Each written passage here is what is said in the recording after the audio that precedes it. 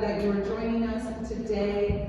If you are a first-time visitor, either in person or online, let us know. You can fill out a connection card at the connection table, and Horizon gets $25 to Compassion International in your honor, just for being here for the first time. If you're visiting for the first time in person, there's also coffee mugs on the connection table made by local artists here at the Art Center.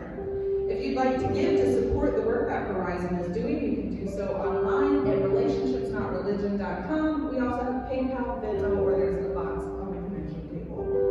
We are in the process of gathering items for our homeless care packages. We will assemble them next Sunday after church. This is a way for us to bless the people experiencing homelessness in our community, and we do have a bag of items that we'll have on the connection table of things that we normally put in there, which is socks, deodorant, snacks, things like that just helps them out.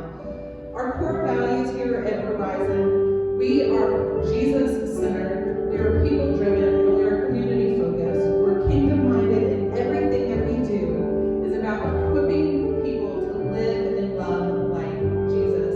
We're going to get started worshiping the Lord through song, so join us today.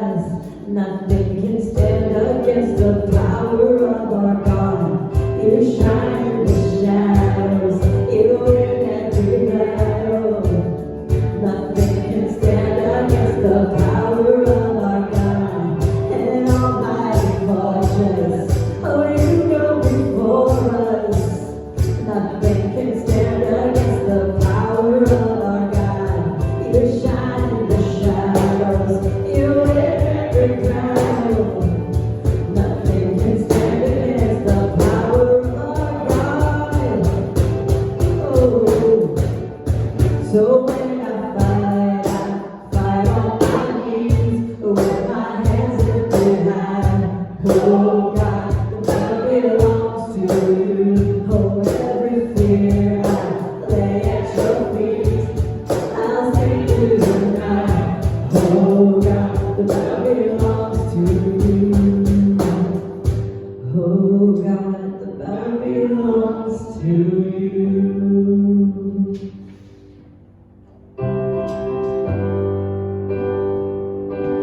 I searched the world,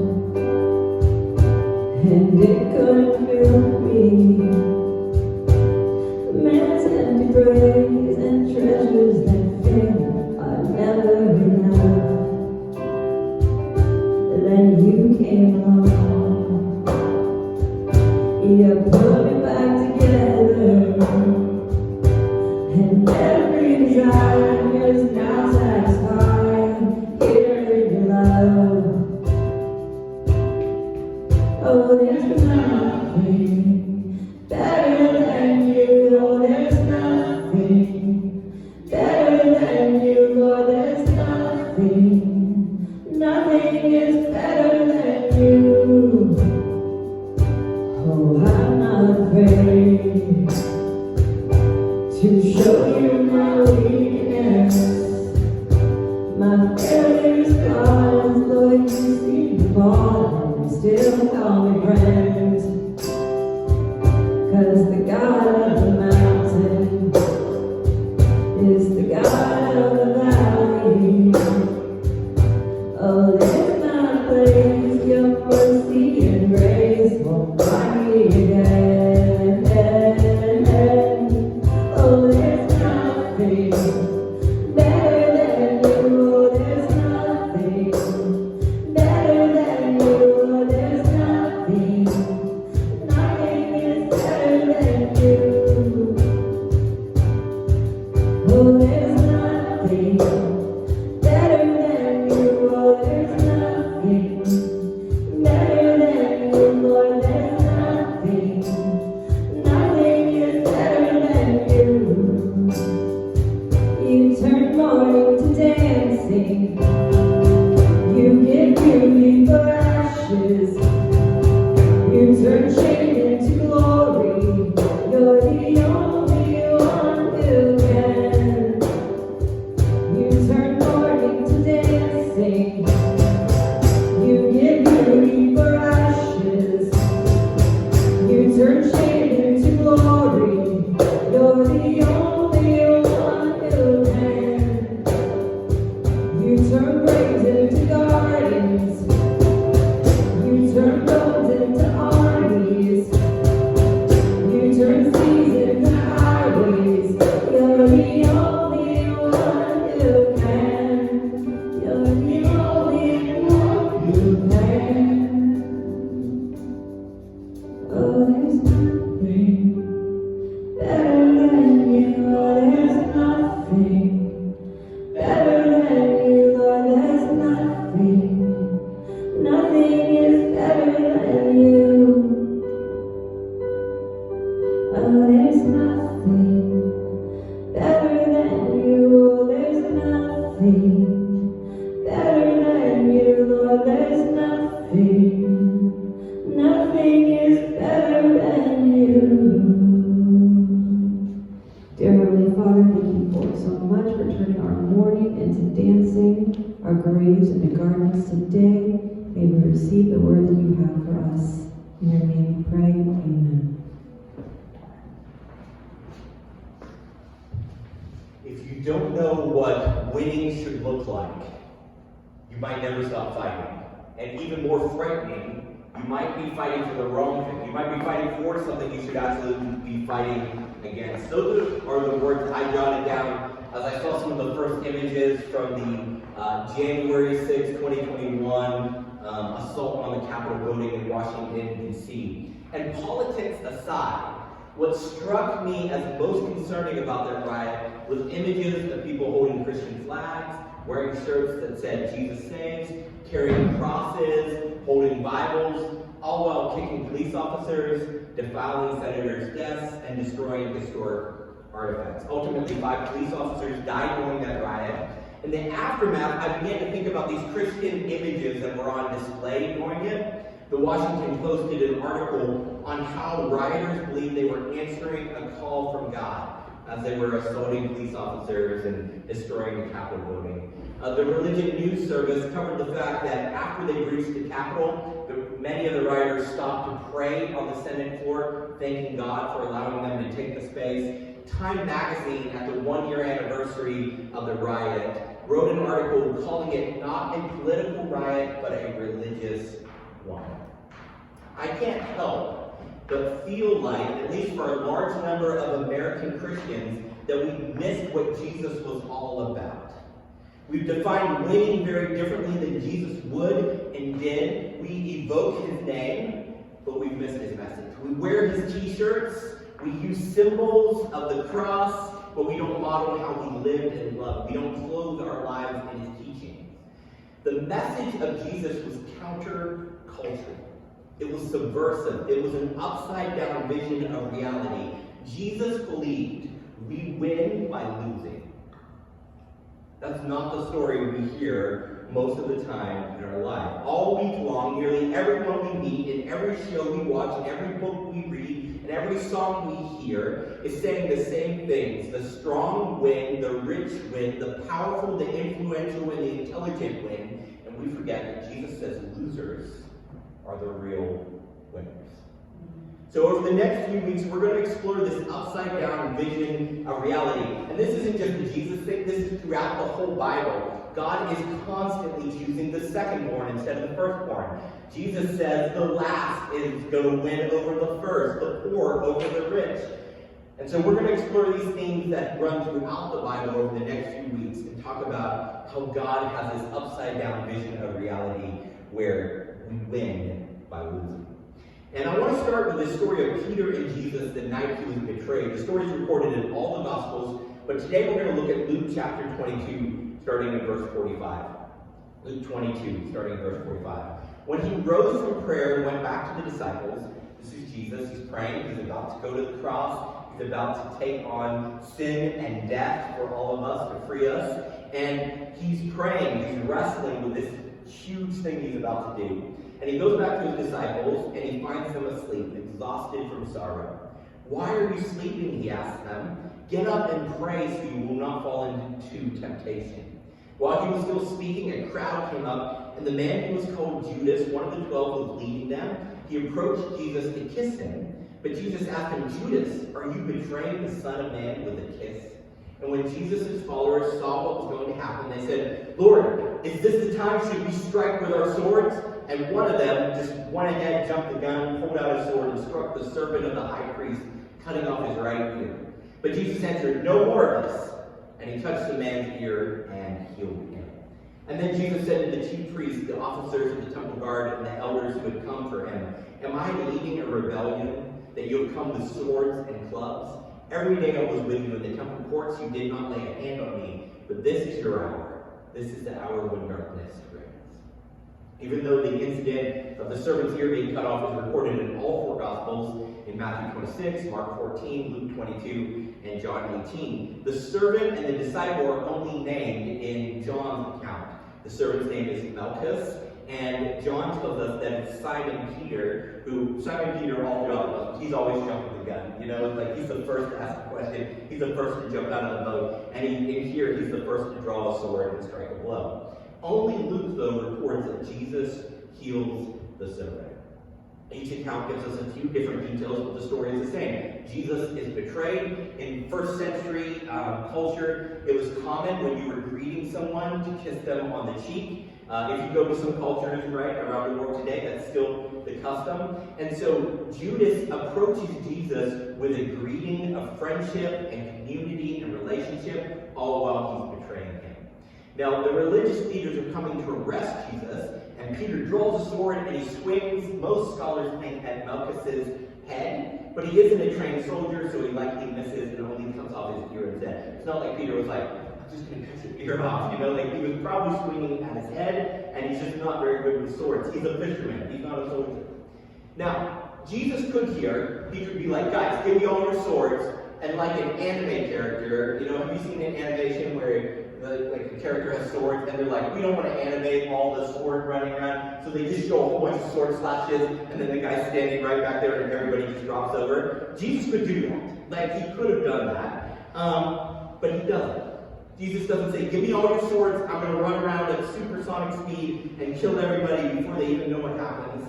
Instead, he heals the ear of the man arresting him, and he submits to arrest. And we know where this is going, right? Jesus ultimately is nailed to a cross and is killed. And the final miracle before the crucifixion is Jesus healing the damage his disciples did to someone who was coming to try and hurt Jesus.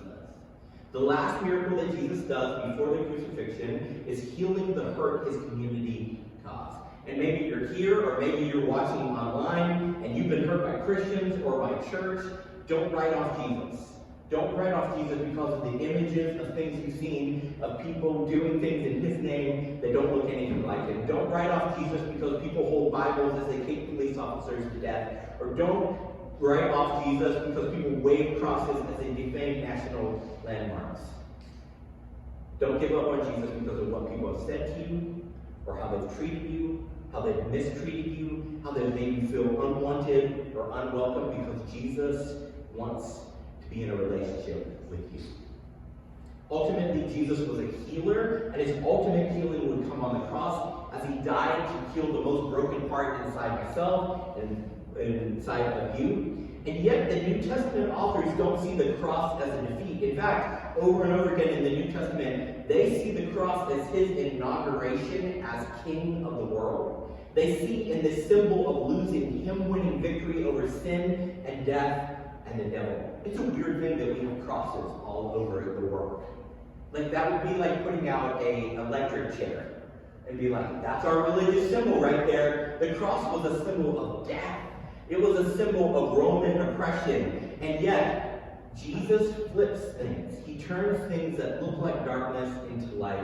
He takes things that look like symbols of losing, and they become the symbol of victory over sin and death and the devil. For thousands of years now, people are rallying around a symbol that the Romans used for death and oppression and intimidation, and now we see it as resurrection and new life and victory. If we think winning means being more powerful, or people who think or look like us being in power, then we have forgotten that Jesus' most critical victory over sin and death was when he was dying on a cross. That's the victory that we celebrate, is when he looks most weak. And let's back up for a minute, because after Jesus is illegally arrested in secret at night, they send him to the Roman governor, Pilate, to approve the execution. The Jewish puppet government could arrest people, they could make arrests, but they couldn't execute anyone. The Roman government had given them authority to make arrests, but not to execute anyone. So they had to get Roman authority for that. So they sent him to Pilate to get the go-ahead to kill him. And Pilate begins to question him, trying to find a reason to kill him. The Romans aren't painted as the bad guy in the story of Jesus' death. Like, if you read through it, the Romans are just kind of like ignorant accomplices to Jesus' death, but they're not actually painted as the bad guys, which is really interesting, because in the first century, the Jewish people hated the Romans. Instead, the bad guys in the story of Jesus' death are the religious people. It's the religious who attempt to weaponize religion in order to consolidate their power, and Jesus is a threat to that power, and they want him gone. Notice how Jesus responds to Pilate's questions in John 18:36. Jesus said, "My kingdom is not of this world. If it were, my servants would fight to prevent my arrest by the Jewish leaders. But now my kingdom is from another place." Now, Jesus is not saying that his kingdom doesn't have physical, real-world implications. He's not like, I got a sky palace kingdom, and so whatever happens down here, I don't care, like kill me, whatever, bad things happen in the world, I don't care. I got my sky palace kingdom, it's over there, and I'm good. He's not saying his kingdom is off in the clouds and has no physical presence on earth. He's saying his kingdom doesn't operate like earthly kingdoms that gain power by violence and wealth. He says his kingdom operates differently because it originates in a different place. When I first moved to Philly, I did things differently because I wasn't from here. I didn't operate like a Philadelphian. I didn't, when I sat down at a restaurant, I didn't say, "I'll have a Wooter, please." I just didn't say that. I said water. That's what I thought it was called. Now I know better. When I was sitting down at the table and there was some food that I wanted on the other side, I didn't say, "Hey, pass me that John." I just never said that. I would have been like, what is this alien language, I didn't do that. I remember the first time I was eating with ordered scrapple, and I was like, I don't know if I can eat anymore, Or somebody brought in bagels here to the art center, and I was like, what's a bagel? what are you trying to feed me? Or when a friend came over for the first time and wanted to play Mario Kart. I was like, it's Mario Kart. He said, no, Mario Kart. I'm like, okay, whatever. I remember the first time I went to a sports bar with a friend and he kept shouting, go Eagles. And I was like, I thought the Eagles were playing, you know? I did things differently because I wasn't from here. Jesus is saying he operates differently because he's from a different place. His kingdom is different because it originates in a different place, a place where power is overcome by sacrifice, a place where love overcomes hate and light overcomes darkness. It reminds me of that line in C.S. Lewis's The Lion, the Witch, and the Wardrobe. Here's Aslan, the Christ-like lion in the story. It means that though the witch knew the deep magic, there is a magic deeper still which she did not know. Her knowledge only goes back to the dawn of time, but if she could have looked a little further back into the stillness and the darkness before time began, she would have read there a different incantation. She would have known that when a willing victim who committed no treachery was killed in a traitor's stead, the table would crack and death itself would start working backwards. Throughout human history, we have seen the same thing over and over again. Like the witch, we can look back through history and see the same things happen over and over again. The rich and powerful oppress the weak and the poor. If you have enough power, you can rewrite history. You can paint yourself as the savior, even though you were the conqueror. You can tell lies until no one believes the truth. But Jesus says there is a deeper reality that started before the human history began. Before the world began, a reality forged in the bonds of the Trinity, the relationship that predates all of creation. And he says, there's a deeper reality. And he's like, I've come to tell you about that. And it's not where the powerful and the rich and the oppressor wins. The kingdom of Jesus toppled Rome, not with swords, but with sacrifice. Jesus doesn't need defending. Jesus doesn't call us to take up arms and fight in his name. He calls us to love our neighbors. He calls us to take up our crosses and follow his example. See, it's always easier to fight for Jesus than it is to die for Jesus. It's easier to wield a crusade than it is to pick up a cross. Jesus told us to pick up our crosses, not our pitchforks. Jesus never told us to fight for him. Jesus told us to follow him. Tertullian was an early church father, and he wrote extensively. He's considered the founder of Western theology. In one of his works, Apologeticus, he says this: the blood of the martyrs is the seed of the church. Christian blood that is spilled grows the church. Now that doesn't make good sense, right? When there are less Christians, when it is more costly to be a Christian, when you could easily lose your life for this thing, according to Tertullian, that's when the church grows.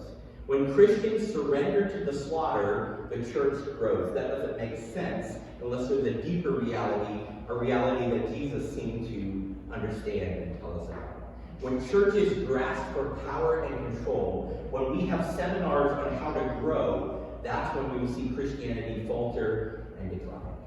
Do you know where the fastest growing Christian church in the world is right now? Sorry.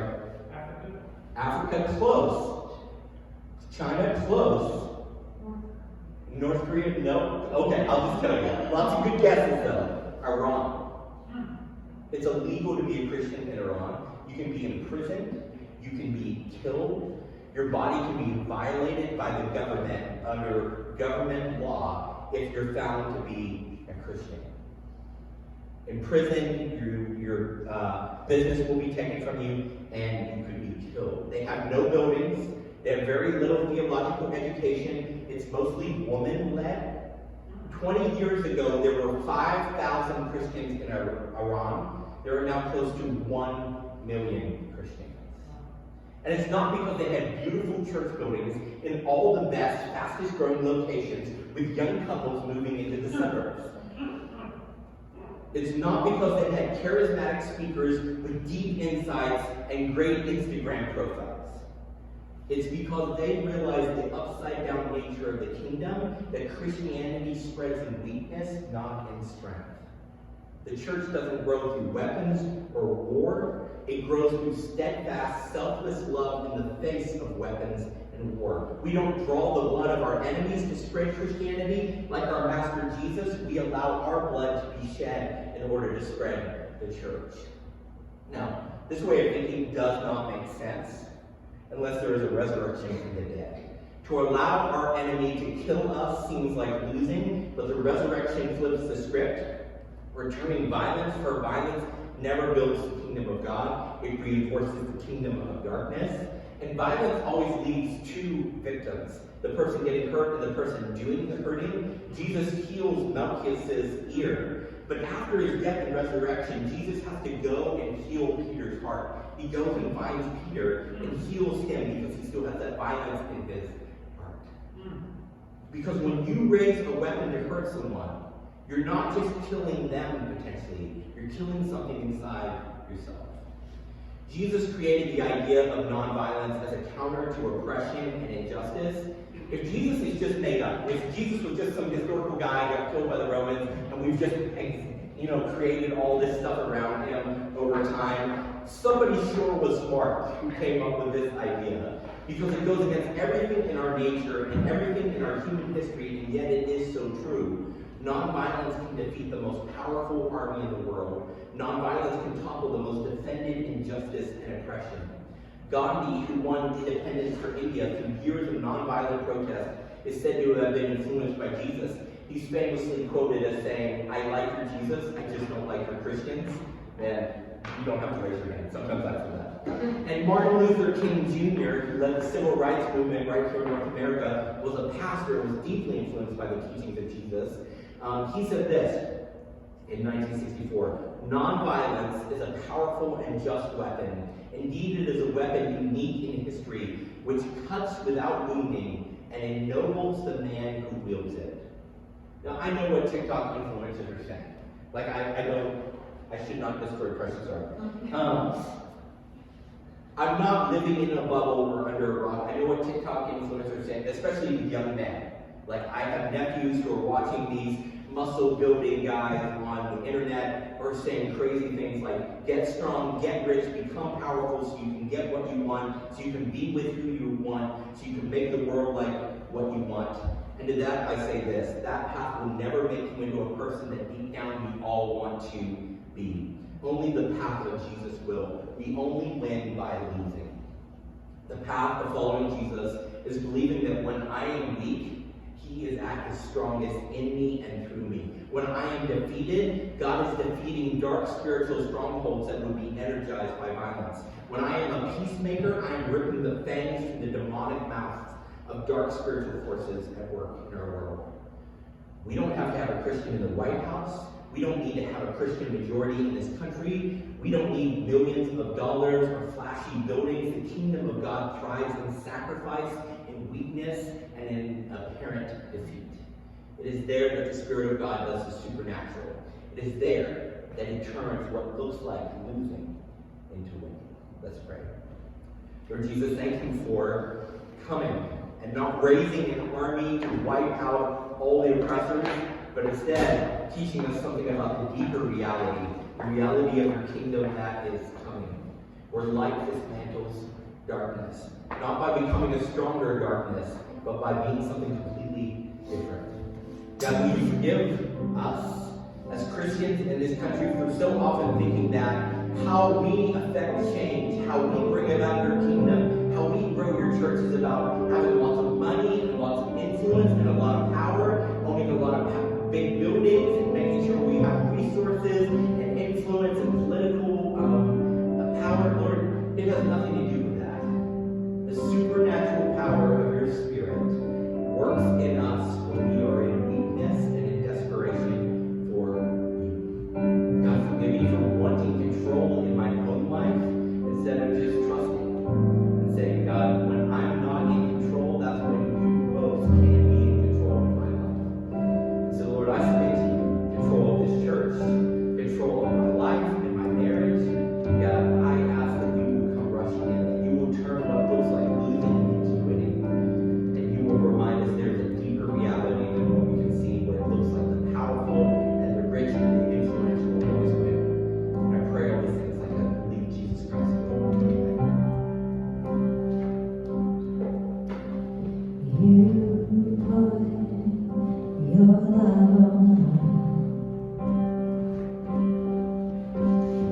bear the weight of sin that was mine,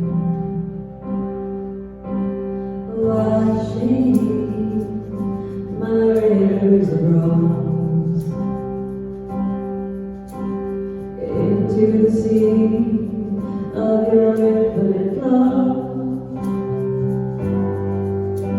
With arms held high, Lord, I give my life, knowing I'm found in Christ, in your love forever.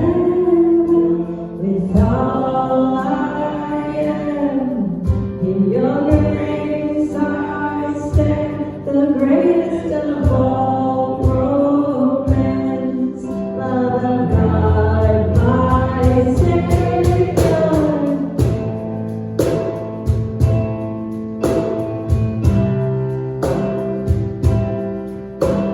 Mercy arms like hurricane wind,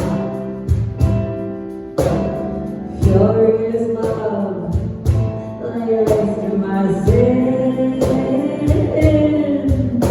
With arms held high, Lord, I give my life, knowing I'm found in Christ, in your love forever.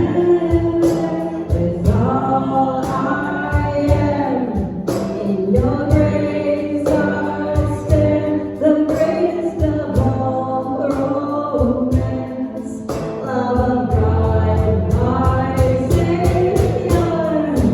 To the one who has rescued my soul, to the one who has welcomed me home, to the one who is Savior of all, I'll sing forever. To the one who has rescued my soul, to the one who has welcomed me home, to the one who is Savior of all, I'll sing forever.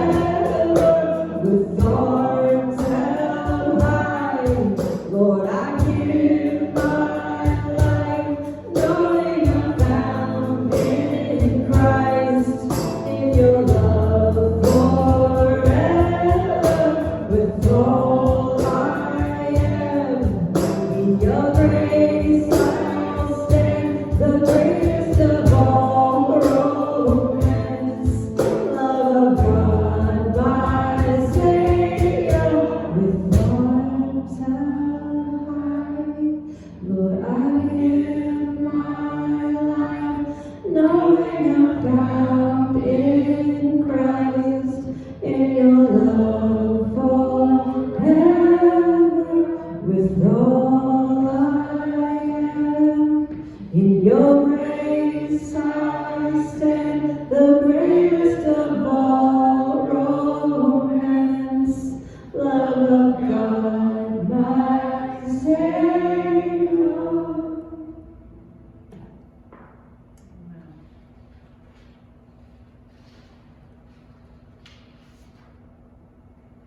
This week, may the Jesus grant us the courage to lay down our arguments and arms and take up our crosses and win by losing. You are dismissed.